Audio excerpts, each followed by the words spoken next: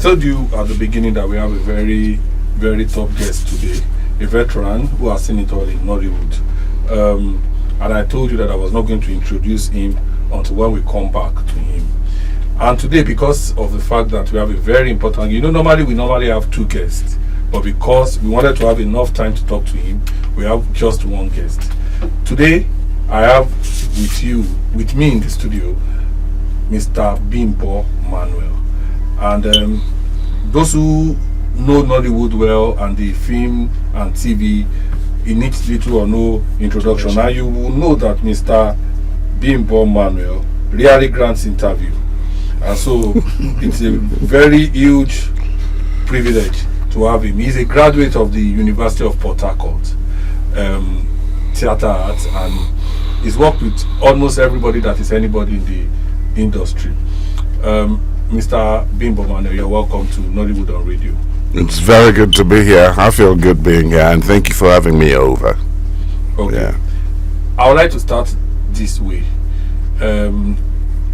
Did you start with theatre with the stage, or you started with TV? Actually, I started on radio. Oh wow! Yes. I must say you have a good radio voice. Thank you very much. I started on radio, and then I went to television before I went to theatre school.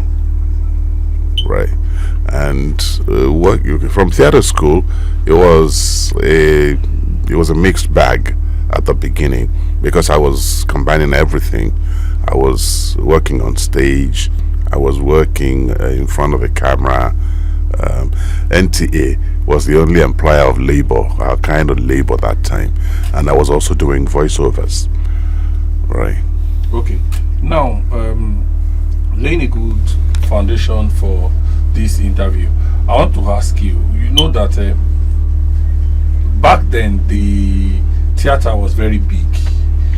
In fact, from what I know about the history of Nollywood, most of the film thing before it became film started from this Alarinjo theater group where they move around. You understand? But now I see that in the last decade there's been a sudden resurgence of the theater. Of theater, yes. You understand? Why do you think this is so, and which do you prefer to work, live stage or film? Okay, I'll take the second question last.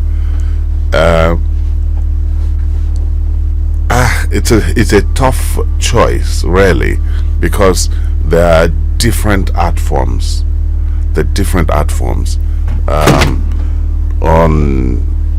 In front of a camera, a film and television drama, you can go quickly, be done with it, and move to the next job. Stage, you have to leave it. You'll have to leave it, and it gives you a bit more, I think, a bit more room to express your craft, to actually grow your craft. So I honestly don't have any preference. I enjoy both of them for different reasons. I hear a lot of people say that there are a lot of plastic actors on TV and film, but that when you want to know a real actor, he must be on stage. I don't think that necessarily applies to everybody. In the first place, I don't know what's the interpretation of plastic actor is on television and on film. I honestly don't know what that means, because it's either an actor has given true representation of the character he's supposed to be playing or not. There is no nearly in acting. There is no nearly. It's either you're it or you're not it. So if they're talking about some actors not being believable in film and television, it's a totally different thing entirely. And there is no though theater, because it is live and there is no room for correction, no second take, no let's do it again. it's what you have that you deliver on the spot. It is as is, you know. It tends to put the actor on his toes. You are more mentally alert. You are more mentally ready to do it. And I think the serious actor really should be able to carry the same discipline over into other art forms, whether it is radio, whether it is film, whether it is television. It should be able to go from one medium to another, you know. A lot of people believe that. Before I go on to my next question, my co-host is here now. He has just finished helping Trump to count the votes. So should I be congratulating you? So he has joined us now. Yes. My next question is that a lot of people believe that people tend to run away, except those who really have passion for the arts. That a lot of people tend to run away from theater because they believe that film pays better, and that with film it's less time consuming. You just do it and move on to the next one, move on to the next. But with stage, you have to rehearse, you understand? Yeah. Is that true? Yes. See, it's it can be tempting, honestly, to work on film and to work television, because, like you said, you spend less time going in and out of a character, and you're done with the projects. They pay you off, and the pay is even higher, to be fair, you know. However,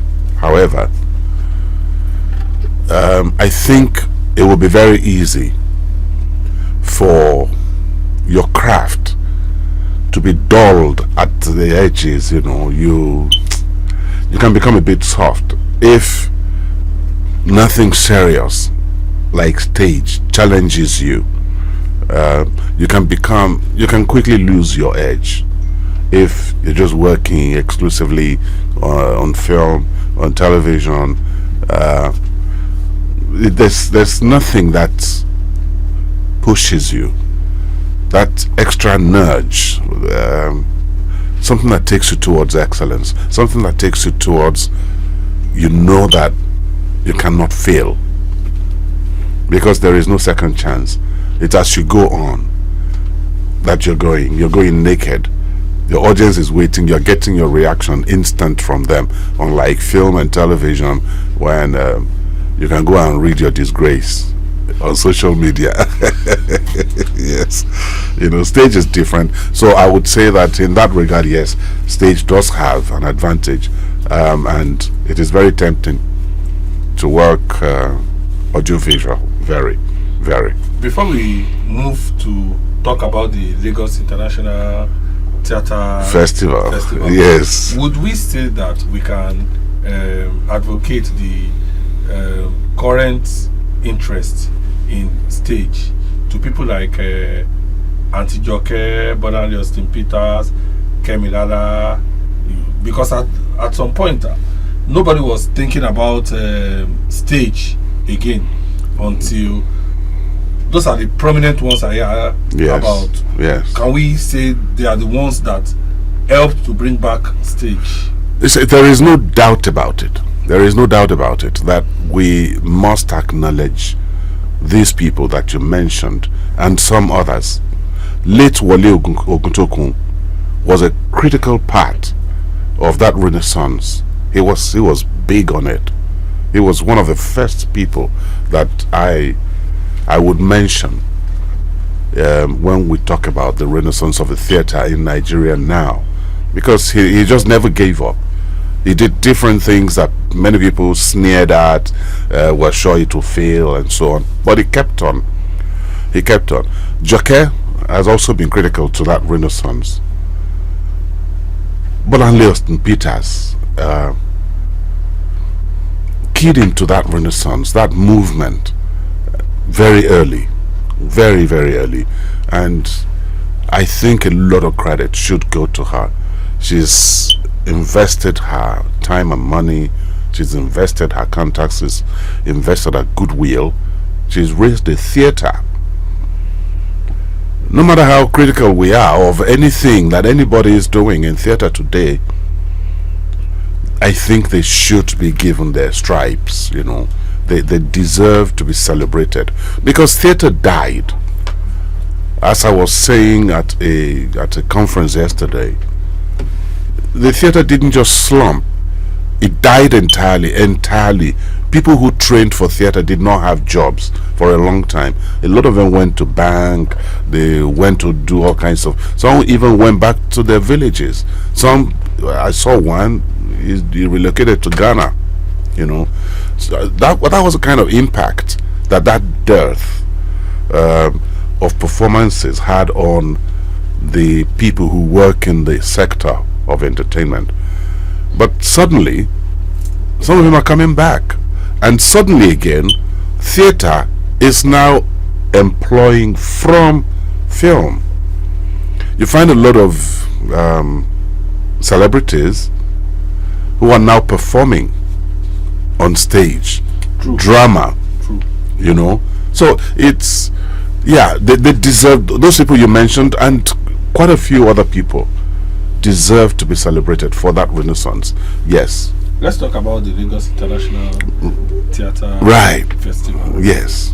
How long has it been on? It's starting on the 14th. I mean, is this the first edition? This is the first edition. This is the maiden edition of the Lagos International Theatre Festival.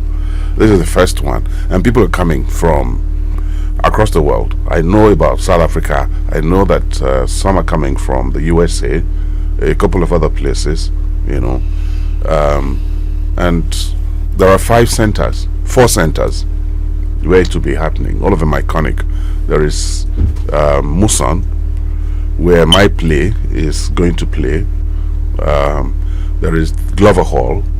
There is University of Lagos, and then Terra Culture, of course.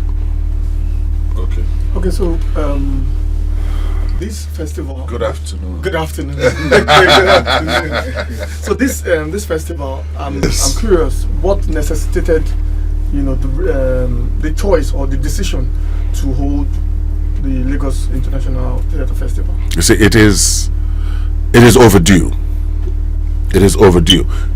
Most cultures of the world, that when I say culture, I mean most civilizations, you know, of the world that have any theater culture, usually have a gathering, usually an annual gathering of people who work in that sector, because it gives visibility to the things that people are doing in little corners across cities, across the country, and so they can come together and they can attract their theater audience.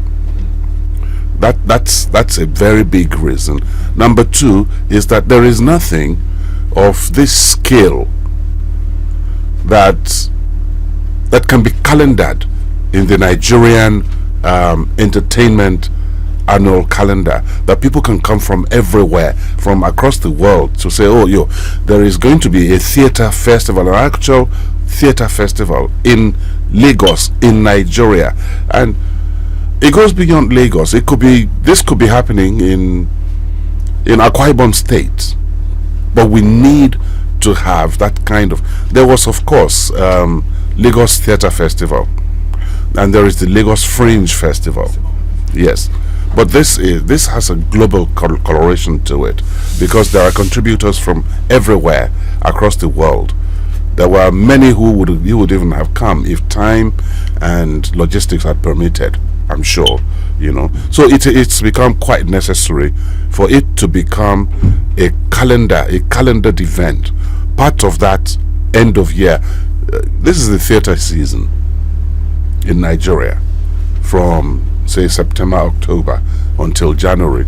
This is our season, and I think it is just right that, again, it is situated in that season, smack in that season, you know.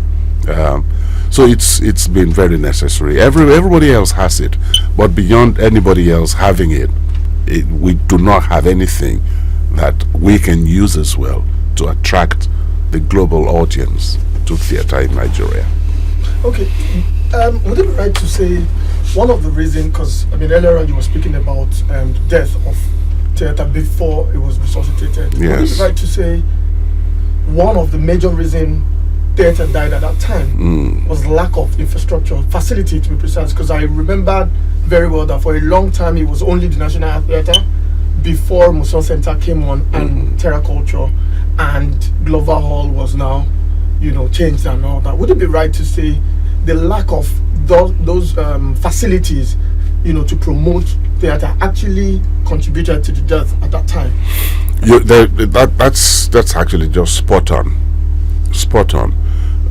because the place, the people who play theatre, even people who were playing it at that time, never had the kind of resources that would allow them to enter a place like Muson to go and perform plays. The money to do it was beyond them. So it was only the National Theatre that they had access to on some kind of bargain deal. Okay, if 20 people enter, we get 50%. All kinds of arrangements that just enabled them to be able to continue to engage. There was nowhere else. There was nowhere else. Terra Culture had not come into existence. Glover was absolutely dead back then. Even the National Theatre was falling apart. Yes. Yeah, Muson was too expensive and too exclusive for everyone. But when theatre gradually came back, some of those issues were, it looked like they were just organic solutions. Yes, Bolanle came with her passion for theatre, and then she developed Terra Culture. Terra Culture then became the vanguard of that renaissance. Muson started to allow plays beyond just music, and which was built for. They started to allow plays to be performed in the space, to engage the space. The Lagos State government gave money to revive and renovate the Glover Hall. Yes, and now National Theatre is back as well. Another couple of months, maybe we'll be watching performances there. So yes, infrastructure contributed to the death of it, and then of course there was the audience challenge as well. Yes, and then the funding issues as well. So it was hydra-headed. People are more competent now, and I think they're dealing with it, and that's why we have this revival. Okay, now let's put the theater by the side for a while. Why now? But let's talk about Nollywood now. Yes. Now, you are one of the few Nollywood actors that I know. Usually what I always hear is that actors don't have longevity. Maximum 10 years, another person will come, you understand? But what I know, because I'm close to a lot of filmmakers, yes, I know that at the point of casting, most of the times your name always comes up, because people always believe that you deliver. And I remember that, I think I told you, I spoke with one of the most respected actors in Nigeria, Peter Dochan. I asked him who were his two best actors, and your name came first.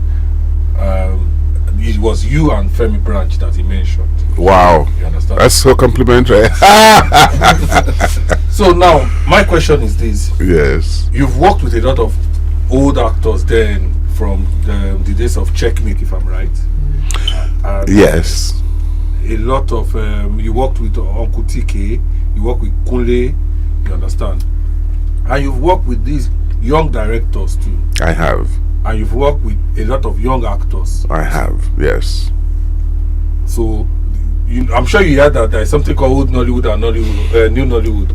Yes, yes. So, and I've always wondered about it, honestly. I want to ask you. Yes. In your mind, between the old and new Nollywood, who do you think are the most creative and professional? You see, I don't even understand yet what old Nollywood is and what new Nollywood is. So it's hard for me to compare them. What makes one old? What makes one new? I honestly don't know the difference, because when we get on set, Okay, let me put it this way. okay, Veteran actors yes, and the young and emerging actors. okay. Veteran directors and the young and emerging directors. You see, everybody is reacting to the most current challenges. Challenges in the sense that you encounter a character, you encounter a script.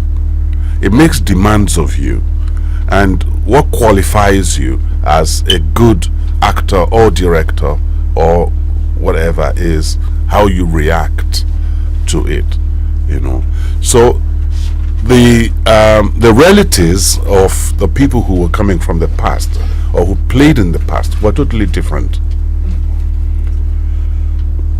You can't say 5 words these days without referring to social media, without referring to all those high-tech things and so on, But back then, the TV we knew was Grundig, no remote control.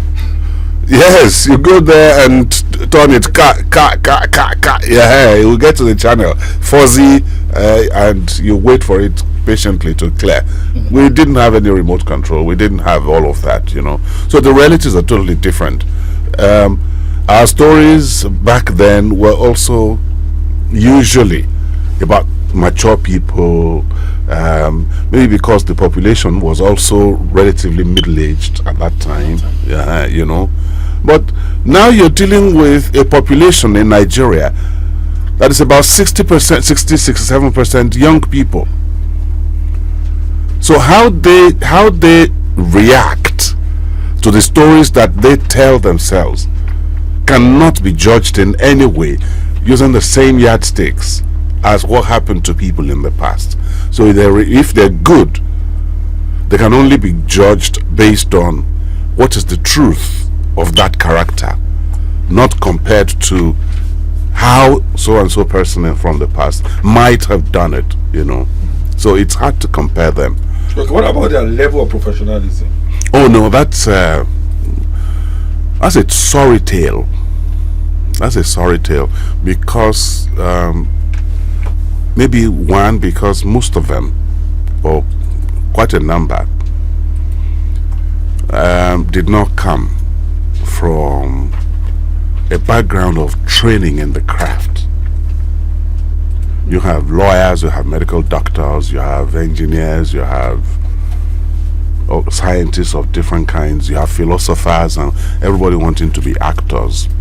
And there is room. It's not a gated discipline in practice, unlike law, medicine, and so on. It's not gated in any way, So, because nobody ever taught them those things, that they're just going to act as their natural instincts dictate to them. Don't come late. We're meeting at 7 o'clock. A professional actor would probably get there at about 6 max, like 6:45. So 6:30, 7 o'clock, that you say is call time, he is checking in and ready to follow the process. The other fellow, because he didn't know that it's supposed to be so, will probably get there at like 8:30 and explain to you how there was traffic getting out of his gate and expect you to understand. But you can't go do that on show day on stage. That's part of the issues that I thought you were referring to. You can't do that because the audience is waiting for you. You're not going to keep them waiting. Have you had a scenario where you're on set and a very junior or younger actor has kept you waiting? Yes. How does it make you feel? I try not to be too emotional about things like that. because I have my way of dealing with it.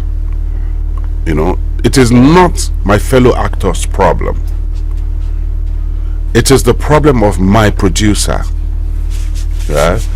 If you say, Mr. Manuel, I want you to get here at 3 o'clock, and I get here at 3 o'clock, I sign in, and the understanding I have with you is that I will work with you for 6 hours. By 9 o'clock, whether the other actor comes in at 8:15, it does not matter. Yeah, I will leave By 9. 9 o'clock. I've seen that happen with Antiti now. I will leave at 9 o'clock, and you see, it will not be out of any fury, not out of any anger and so on. The actor that came late, I will relate with you normal, because it's not my place as a fellow actor to discipline you. So complaining to you about your lateness, I think, is futile, is totally worthless. It's not going to bring anything back to me. Let's talk about the positive side of the industry at the moment. Yes, that's always better. Are you excited that our industry is getting a lot of attraction by international streaming network? International cinemas are giving us opportunities to showcase our movie. Does that excite you? Looking back 10-15 years ago, do you think that it was going to be possible for our movies to be on the same platform with Hollywood movies? And I woke up this morning to the list of places where you could watch Omoni Oboli's movie in the UK, in Canada, and in America. How does that make you feel now? It's a good feeling, to be honest. It's a good feeling, especially when you have traveled the kind of road that some of us have traveled. We worked when NTA, the sole employer of our craft at that time, was paying 20 naira per episode of drama. But 20 naira then was a lot of money too. But not again, not so ridiculously big. But when they were paying 20 naira, yes. How much was the minimum wage then? I'd never, because I never worked for government. I wouldn't know. Yes, but you know, it was that ridiculous, you know.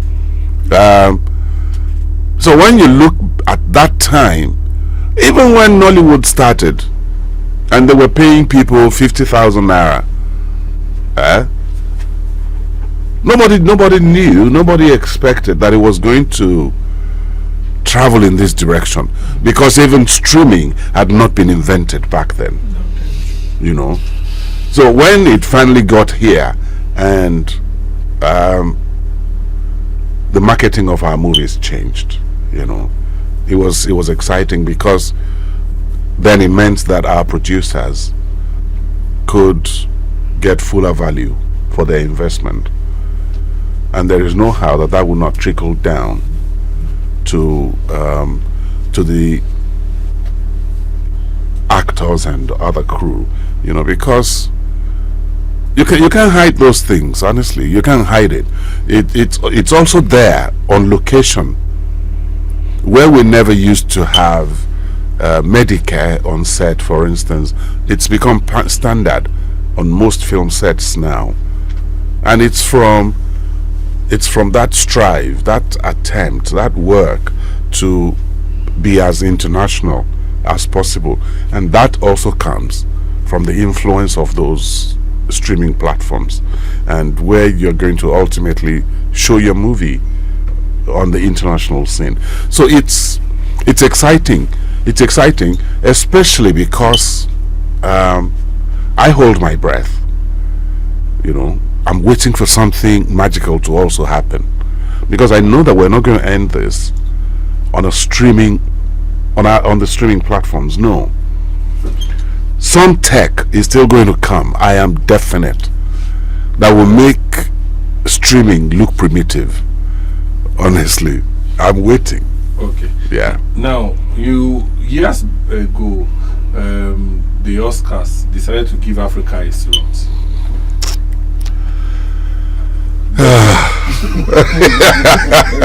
Was that in any way? The Oscars look like the World Cup of film rewarding. You understand? Yeah.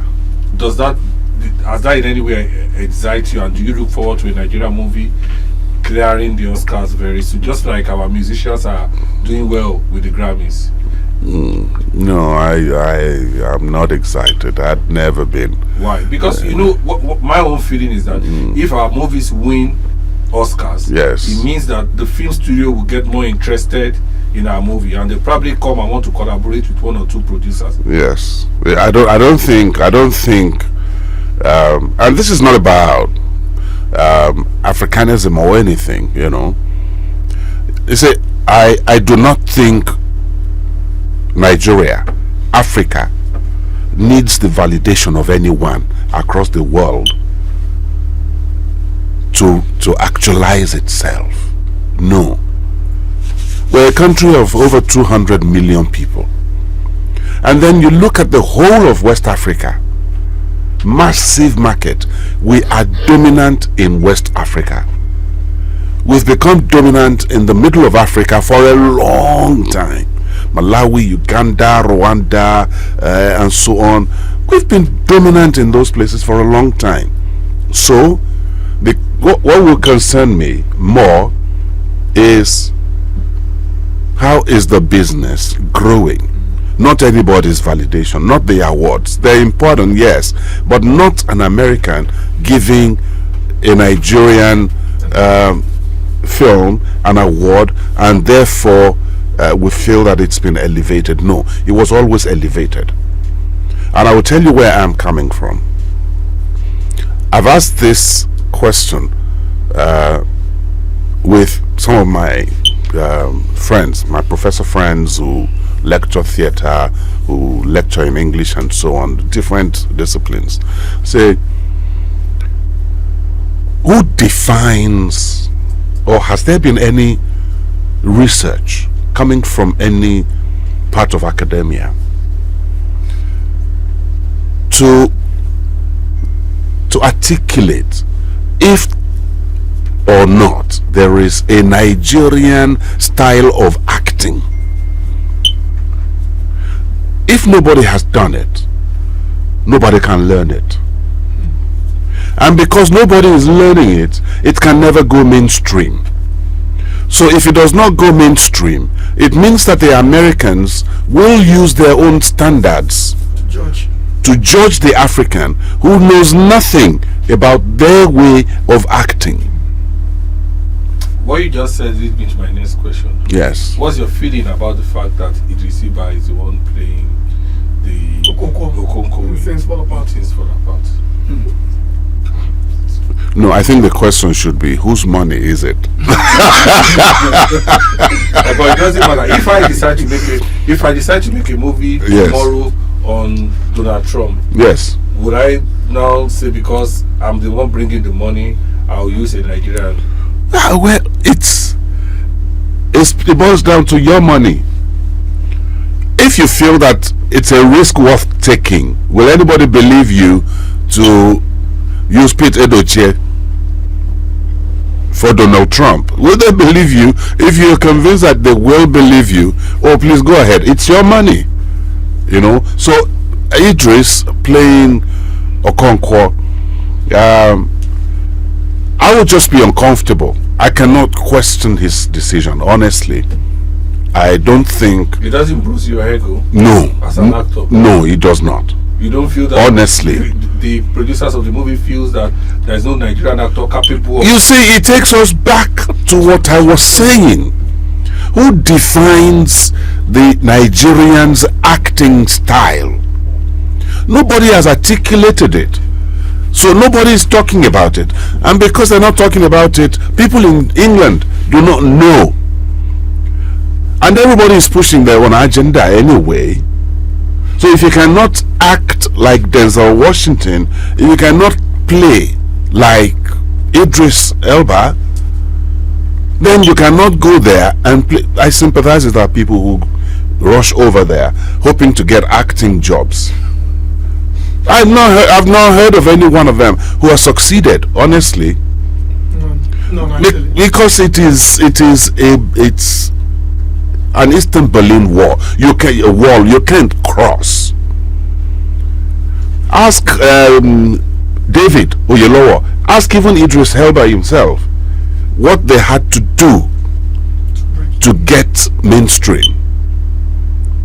And that's them crossing over, even as black people, from UK as UK citizens that Americans are generally more receptive of, irrespective of the color, because you are an Englishman, they're willing to. And then you say you studied acting in England. Oh, okay, yeah, they know a little something, and that's it. But you can't go tell anyone on the streets of Hollywood that you are a big star in Nollywood, and they say welcome. What they tell you is big deal. Yeah. No, sorry, I have this question. I'm sorry, and it's been one question I've always had in mind to ask anytime I see you or I meet you or have opportunities like this. So, you have a very sterling career, yet your films, the films you appear in, are numbered such that I keep asking, is it intentional or you just pick the scripts you choose to take? I even thought I'd played a bit too many. Wow. Yeah. Because you cannot be every character. You cannot be in every movie. Of course, all of us can use the money. All of us can use the money. And that's why from the moment that I went back to the theater, I never turned my back on the theater after that. Even if the money is small, because theater pays relatively nothing compared to what movies pay. However, it's an engagement. One, it helps me to hone my skills. Two, it keeps me engaged. And because it keeps me engaged, it also pays me something, no matter how small. I also write. I'm a professional writer. Yes, I'm a professional writer. I write movie scripts. I write stage plays. I have some that are published. I write. I just write. I write for newspapers and so on, So I get little money from everywhere, and I try not to live above my means. Yes, don't laugh at me, Shem. So I hardly ever feel under pressure to take a job. Just take it because of the money. Take it. Oh, I don't want to be idle. Take it. No. Okay. As we are going down or rounding up, because yes, speaking with you 40 minutes looks like just like 5 minutes. I'd like to ask you this. Yes, ask me. You've been very private with your family. Yes. You understand? Is it deliberate? Yes. Yes. It is deliberate. Because I ask when people ask me, how about your family? You never talk about them. I say, I've done so once or twice. Are you married? I am married. How long course. have you been married? About 38 years. No, about 38. Yes. Okay. You have kids? I have 5 of them. 5 of them. Any of them in the industry? No, they don't want any. They're not. They're not. Tell us, what do they do? You don't have to mention that. You don't have to mention that. Tell us what they do. Okay, one is a medical doctor. Wow. One is an information technologist. One is a lawyer.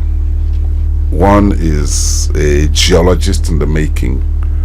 And the last one is in mechanical engineering. All of them in different. Yes. You have a doctor to take care of your health. You have a lawyer to help you to it's such a nice feeling. The last question that I would like to ask you: why, when I travel, I see and I go to places, even small countries, and you are walking around major places, you see theaters everywhere. You understand? What do you think Nigeria needs to do to get to a stage where theater? I know that during Governor Body's time, he tried to build some theater. Yes. During the SARS, some good people went to burn the one at Oregon. Yes. Oregon. You understand? What do you think needs to be done to try to get people interested in theater? The way we are excited about movies. You understand? Well, I feel that if we are able to bring theater closer to the people and not expect them to travel to get to the theater, it will help. Also, if, for instance, a local government says, okay, from our budget of 45 million in a year, in 3 months, we're putting aside 5 million, we're putting aside 1 million for the arts as a whole. And you can say, oh, okay, this theater company, that theater company, you guys come and apply for this thing. And they play in the neighborhood, funded by the local government. The state can replicate that at state level. It's done in South Africa. It's done in a lot of those places. It's done in France. Exactly, you know. I feel that, you see, we are very entrepreneurial people, Nigerians. When people start to see traffic, once they start to see traffic, somebody will get up one day and seek to take advantage of that traffic. Because government cannot build everything. If people can see the money in it, people will invest in it. And that's where we have to drive theater to. So that it is not just, everything is not just on the island. And people here have to aspire to go and watch something on the island so they can take pictures for social media. You know, it has to be taken beyond that level, and I think it is by taking it close to them. And everybody is waiting to buy franchise, you know. Uncle Bimbo, thank you so much for coming. Yes. I'm going to be at the Lagos International Film Festival. Yes. I'm going to see The Call. The Call. That's my own. Because I want to know about the pastor who has a bar and who is serving drinks. So and then God visits him. God visits him. I'm going to be at the Museum Center to see The Call. Yeah. Thank you so much for coming. Thank you so much for being an inspiration to a lot of young actors and for keeping the bar very high, because when parents see people like you, it is easier for them to say, I want my son. If the son or a daughter say, I want to be an actor, it is easier to say, okay, you can go and be an actor. Yeah. You understand? Yeah. Thank you for that. Thank you. Thank you for coming on the program. And I hope that when we have reasons to talk to you more about any of your projects, you will gladly come. I'm one phone call away. All right. Yes. Thank you for coming. Thank you very much. Thank you for our having me. We say thank you for listening, and I hope that one way or the other you have learned one thing from our guest today. Till next week, when we bring you another guest who will talk Nollywood with. Thank you for listening. My name is Sheon Rukuti, and I've been doing this today with Mr. Gbenga Bada, entertainment editor of the Nation newspaper. Thank you for listening.